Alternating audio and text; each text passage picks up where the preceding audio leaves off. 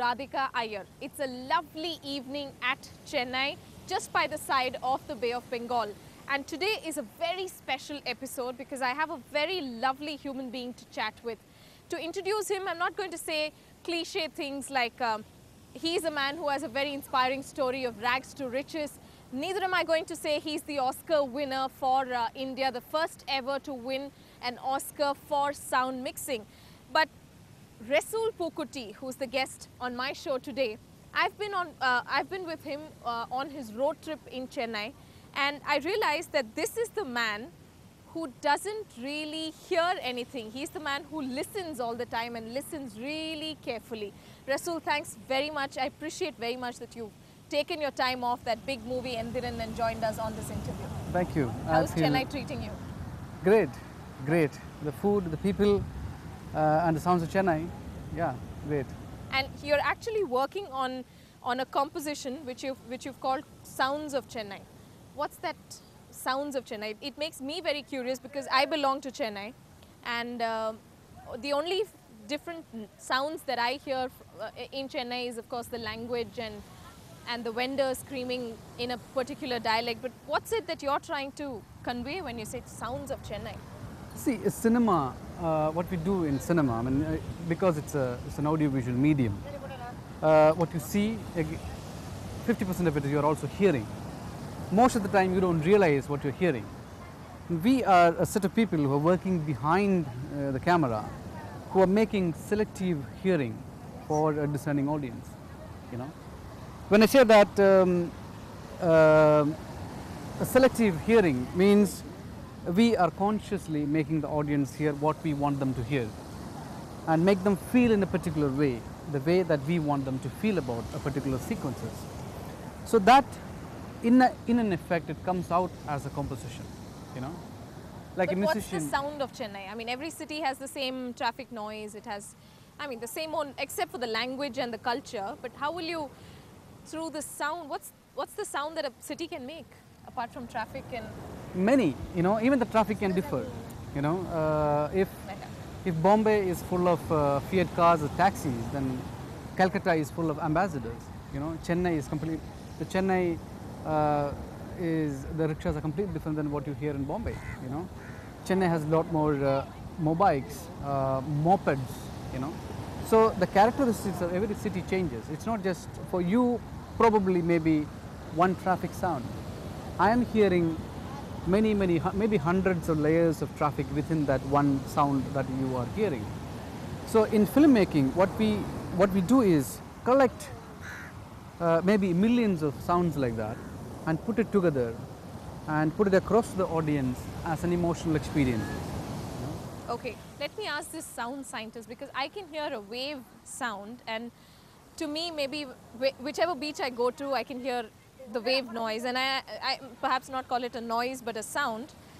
Does it change for you beach to beach? Do you see a difference in the Bay of Bengal? And you live in Bombay very much, so do you see a difference in the Arabian Sea? Definitely, there is. There's a difference in the wave, in the sound of a wave? Yes, there's a difference because of the time of the day. One can make out the time of the day from the wave sounds, the way it is sounding. Low tide and high tide. And I don't know if when you're hearing this wave sound, are you hearing the sound of the froth? No. I'm hearing it. I'm hearing the water sound. No, if you listen what is in between the wave, you'll hear the sound of the froth. Of the froth? Yeah. It's like if a musician says that, you know, in between two notes, there lies the actual meaning of the note. You know, he's a true musician for me. It's like in between two sounds, there's something lies in between. Me, most of the time, in search of what is lying in between.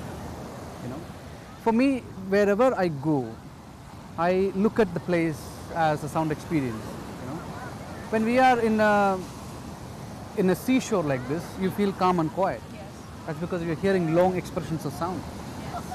There are other elements breaking those long expressions. What else do you hear? Okay, let me tell you what I'm hearing. I'm hearing people chatting. Most of the voices are in Tamil. I can hear the sound of the wave, not yet the sound of the froth. The wind slightly. What else are you hearing? Yeah, but there is a Once when you sit and analyze what is actually making you feel in a particular way, that's what you go in search of it. Then again, this depends in cinema, especially. This depends on what you actually want to show. It can be time element, which is sometimes it is period, sometimes it is day or night. Sometimes it also talks about where you are. In that sense, it also gives you cultural information. You know. So when we are making sound compositions, we look into all these elements and put it together, and then it comes across to you as an emotional experience. Why do you remember something? Because it stuck an emotional chord with you. Yes. You know, Yes. it triggered some emotion in you. That's why you remember a particular thing. Yes. For me, memory like that, everything related to sound memory comes to me as knowledge. I look at it from that perspective. Very, very deep, very interesting indeed, Resul, because I think you're trying to give a perspective to, like I was with him, for instance, yesterday at Kodambakkam in Chennai, Saligramam rather, and that was a randomly picked busy street where he was trying to capture noise made by a garbage truck, by a vendor who was selling mambaram, mangoes, and it seemed very much that he didn't even know that people were standing and staring, that the traffic was stopped. All he knew was the headphones that were kept whispering things into your ear. Tell us about this project, Sound of Chennai. Of course, you're trying to capture the unique sound that Chennai is making, but tell us about your work in Endiran. You're working with Rahman yet again.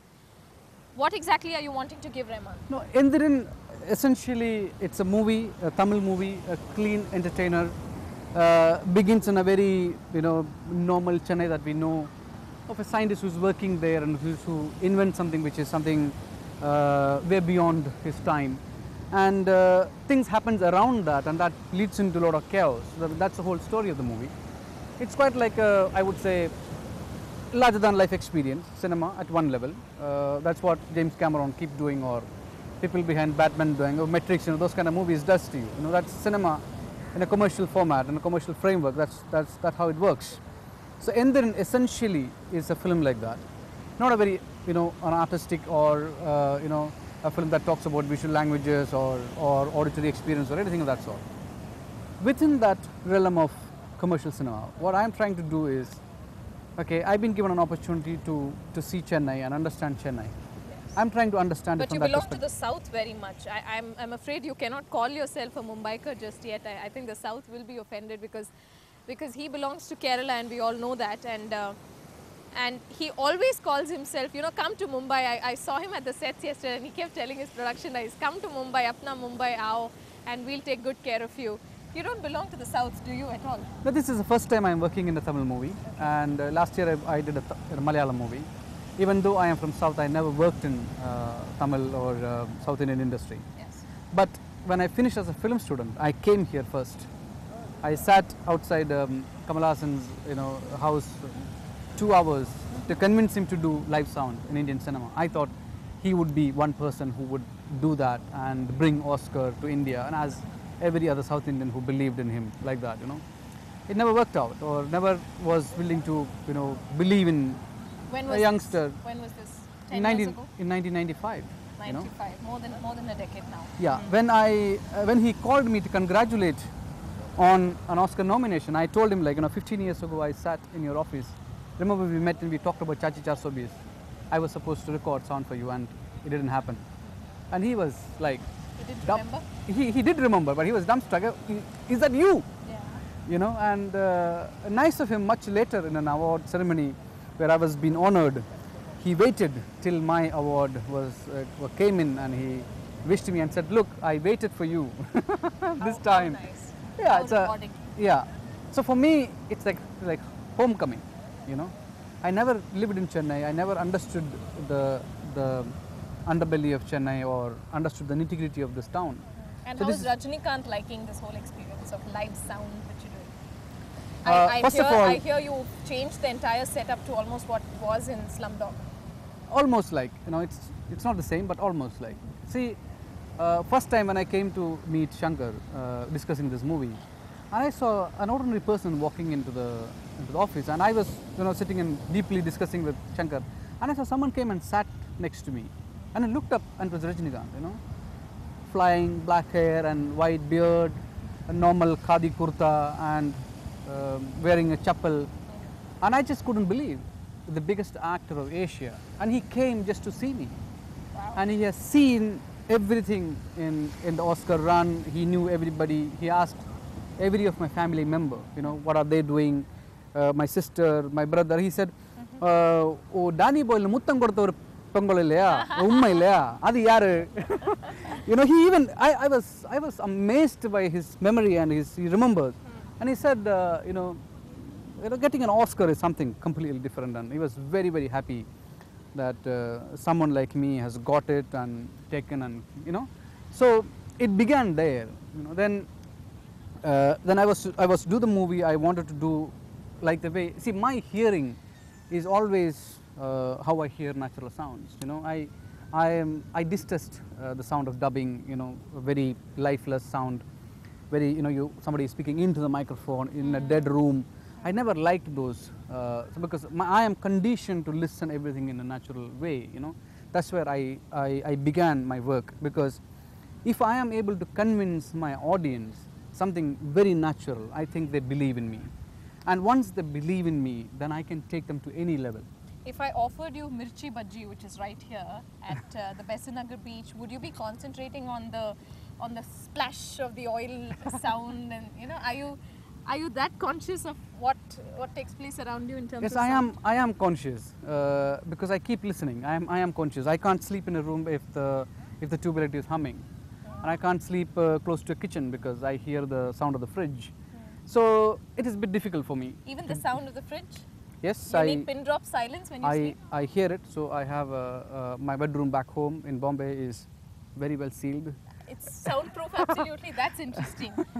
India's Oscar-winning sound mixer, sound designer sleeps at a time when there's absolutely no noise, not even a pin drop noise. Yeah, I sleep very little. I go to sleep like sometime 2 or 3 o'clock in the morning, and I wake up like 7. And it is very interesting to listen when everyone on this earth is sleeping. You know, there is so much. Now you realize that nature has given space for everybody. And there is millions of layers of sound. You know, there's a cricket, there's a frog, there's everything. Everything has its own layer, which means every living being in this universe has its own energy level.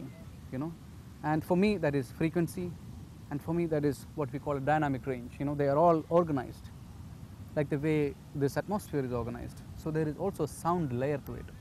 You know, we don't know this whole earth is moving with a great sound as we speak, but we are not hearing it. You know, so we are all we are actually encompassed in an envelope of sound. I'm just trying to understand it. Brilliant. So we'll try to find out from a man who I call the sound scientist, maybe, what kind of struggles he had to bring about this revolution, to bring live sound to Indian cinema. And of course, he happens to fail entrance for medical exam. More details on that after the shot.